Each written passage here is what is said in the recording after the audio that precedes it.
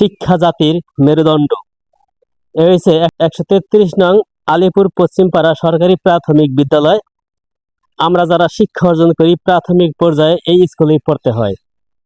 এই স্কুলটা আপনাদের সামনে তুলে ধরলাম দর্শক।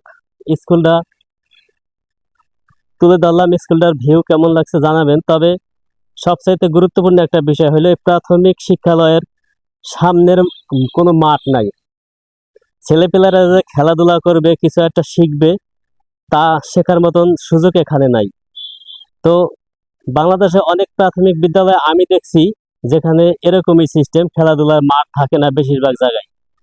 তো সরকারের কাছে আমি আহ্বান করব যাতে প্রত্যেকটা প্রাইমারি স্কুলের সামনে বড় ধরনের কোনো মাঠ করা হোক, যাতে ছোট ছোট ছেলেপেলেরা খেলাধুলা করতে পারে। ভিডিওটি ভালো লাগলে শেয়ার করে দিবেন, সবাইকে দেখার সুযোগ করে দিবেন। ধন্যবাদ।